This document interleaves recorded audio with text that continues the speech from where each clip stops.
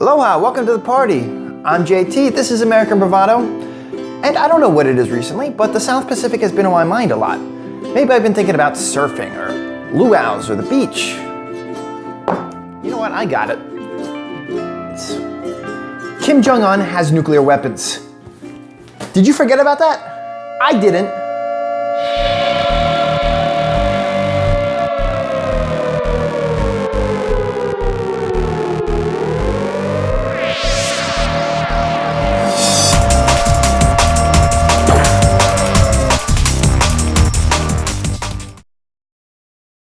All right, I think that's it. Luau's over. Let me catch you up to speed.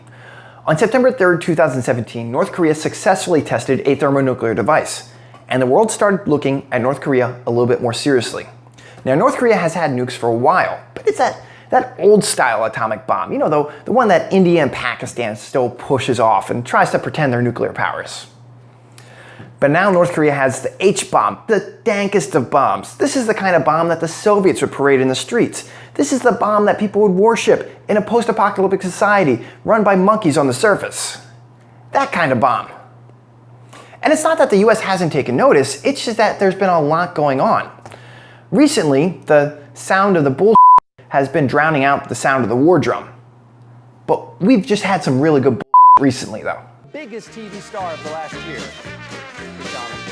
Protests against the national anthem aren't just going on in the NFL. All 8 years old or younger. What really matters to Donald Trump is ratings. I'm an American and I have It is important to note that North Korea has threatened us recently, and with their atomic capability, now it's a credible threat. A few months ago, they threatened to bomb Guam, a US territory. They shot a missile over the coast of Japan. Experts theorize that one of their missiles could hit the west coast of the United States. Now, we haven't heard anything from the president recently until this week, and it was just a little remark. Hopefully it means nothing, hopefully, but this is what he said. You guys know what this represents? Well, I don't remember, it's the calm before the storm. What's the storming? The calm before the storm. The calm before the storm? What else is that supposed to mean when you say that and you're standing in front of the top generals in the country? Hopefully it means nothing. Hopefully he was just being glib. But what are you supposed to think when I stand in front of my Warhammer 40K collection saying, let's roll? Hopefully you're scared. Hopefully you're scared.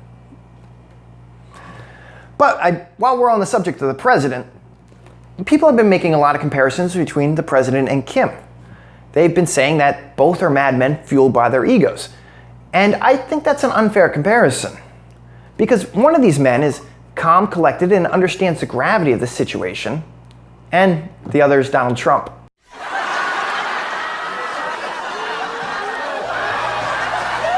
Bang. Zinged him. The reality is, what Kim is doing is the most logical step to stay in power. North Korea has no navy, no natural resources, and the Western world wants him dead. So building the bomb is a good response for him. It ensures his own sovereignty and that no nation is going to try to overthrow him. Now, he's proven how far he is willing to go. In 2014, he had a disobedient uncle fed to a pack of hungry dogs. And earlier this year, he had 2 girls assassinate his half-brother in an airport, thinking that they were on a reality prank show. And they must have been the only 2 people in history hoping to see Ashton Kutcher. But by the president, there's no real comparison. He's done some dumb things, sure, but the worst he's ever done? He said on live television that he would have sex with his daughter under different circumstances, and he treated a disaster zone like a Sixers halftime game. It was pretty funny, though. As each day passes, the threat of war becomes increasingly more real, and we have a decision to make. And yes, I mean us, the people. This decision has to be made with our consent. So, the decision is, should we go to war, or should we not get any further involved with North Korea? Now, if you happen to fall in the camp that thinks going to war is a good thing, you do have some good points. First of all, Kim is dangerous. He has the most powerful bomb ever built, and he threatened to use it against us. You'd be crazy not to want to stop him. If you had a monkey running around the streets with a hand grenade, and he was saying, I'll pull the pin, don't dare me, I'm gonna do it. we would want to stop that monkey. Now, personally, I want to stop that monkey because he's talking and that freaks me out. I don't want to be doing some Planet of the Apes scenario where I'm actually living underground worshiping the bomb. That's not for me. The second point, North Korea is by far today the biggest humanitarian crisis in the world. Every North Korean citizen is a slave to the Kim regime. On average, North Korean citizens are smaller than the South Koreans. This is due to decades of malnourishment. It would most likely be a good thing if we liberated the North Koreans. 3, we have allies in the region that we pledge to protect, mainly Japan and South Korea. We have bases in both countries. And according to my international business textbook, Asian cultures have the concept of face, which is very important. So how would it look to Japan if we pledged to protect them and they got nuked? Again, I mean, the first two were our fault, yeah, definitely. But the last one, it would be, I mean, not really, but we did pledge to protect them. So I just don't think there's any amount of square watermelons we could give to Japan to forgive us for that. Again. 4, what do you do about rogue states? If this North Korean strategy does work and they acquire the bomb and they can tell global superpowers to back off, well, what's stopping every other small state from doing it? Every other crazy despotic regime gets the bomb. Then that creates nuclear proliferation. Now every country has to have the bomb. A United Nations argument will end with leaders going, go ahead, dare me, I'll push the button. You're gonna go home to ash. Go ahead, do it.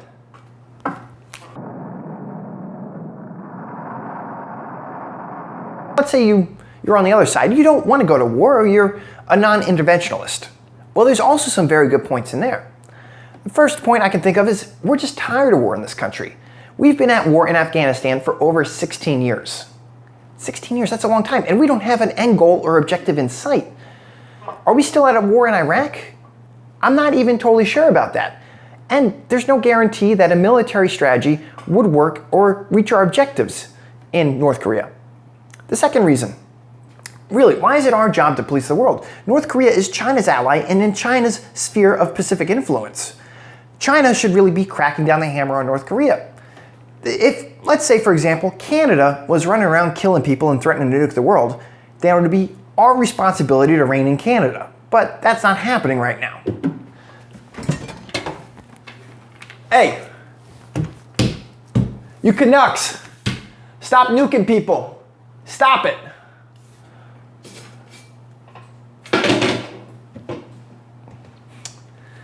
Three, we have to think about what kind of precedent military action will set in North Korea. Let's say we do invade and use military action in North Korea. We take it over, and guess what? Now we're right on China's border. China is not going to be cool with having America's 51st state right there. And we have to deal with those consequences.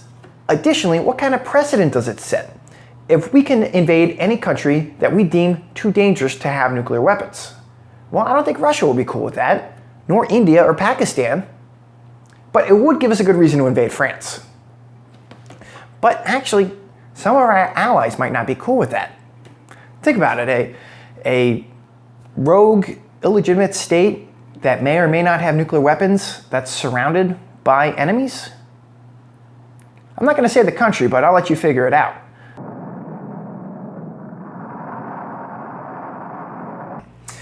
Now, I know this all sounds bleak. Any action or inaction we make regarding North Korea might not be the right decision.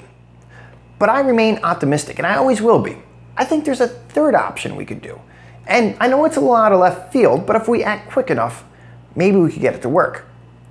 So, first, I don't blame Kim. I blame the system. I think he has the same problems that princes have had for generations. Sure, they inherit their father's wealth, land, and armies, but they also inherit their dad's enemies, civil unrest, and sociopathic tendencies. And being a dictator is always a power struggle, even at the top. Sure, you have to give the military some power, but not too much, because if you do, they'll stage a coup and overthrow you. And if there's a peasant uprising, you have to smack that down hard. And guess what? It's going to cause 2 more to pop up within a decade.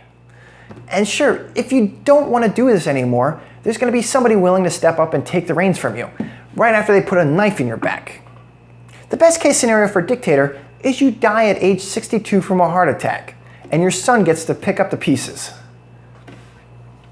In the life of a dictator, you don't get to retire. You either die from old age or in a civil, bloody uprising. There's never been a way for dictators to retire. Until now. So American Bravado is pleased to present the first retirement community for dictators, Despot Paradiso. Despot Paradiso is the world's first retirement community for dictators. We realize how hard it is to be a dictator. The economy is tanking, people are hungry, and that mob outside your palace is growing. And trust us, we know what you've been thinking. Maybe this dictator stuff isn't for me. My 5-year plans are taking 8 years to see any progress. Things just aren't as fun as they used to be in the Cold War. So maybe you can push forward another few months and things might get a little better, or the system will totally crash around you. But before that happens, give us a call. Just pick up your phone, don't worry about dialing, we're listening, and just say the catchphrase, "Please God, I want out. I just can't do this anymore. When does it end? What have I become? I'm a monster. I can't even look in the mirror." And our agents will be right over in the next available Black Hawk helicopter. And don't worry about any work you have left behind. We'll tie up those loose ends for you. Our friends at the CIA have been specializing in regime change for over 60 years. There, you'll be whisked away to our wonderful unincorporated territory of Baker's Island, located in the beautiful South Pacific, surrounded by the US Navy. Let me clarify, this is not a prison. It's a place where people can't come in to hurt you, and you can't leave to hurt other people. But you'll forget all about that with our 5-star golf course, luxury condos, Olympic-sized swimming pool, and our rec center. Tuesday nights are game nights, and we have all your favorites, including Risk and State Monopoly. And no, all this luxury isn't just limited to dictators. Anyone who has the potential to harm human beings in the outside world is able to join our community. Future guests could include Nicolas Maduro, Bashar al-Assad, El Chapo, and Harvey Weinstein. All this safety and luxury could be yours for a one-time ticket of $1 billion. Now, I know it sounds expensive, but what's the point of stealing money from your citizens and putting it in a Swiss bank account if you're not saving for retirement? If you're not sure about retirement and you want to ride this dictator train out, just ask other dictators who didn't retire, like Saddam, or Gaddafi, or Pablo Escobar. Oh, that's right, you can't. Now to my viewers. I realize that Despot Paradiso is a crazy idea. But if we wanted it to, we could get it to work. And I understand if you're a little uncomfortable about it. It does seem like these men are escaping justice. But let's look at the facts. Dictators are going to do whatever they can to stay in power. Their lives depend on it. And our governments are going to declare war on them when they deem them to be a problem. But if we could change governments to be better without a single person dying, isn't that going to be a good thing? And if you're still not okay with that, well, have fun in the nuclear war. I'm out of ideas.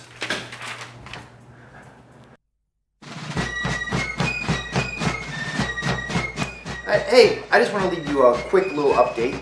So apparently the calm before the storm comment might have been talking about Iran. I didn't find about this until Friday while I was editing. So it takes about a week to make these videos. I'm not going to catch everything like that. So in your head, just replace every time you hear North Korea with Iran. Might work out.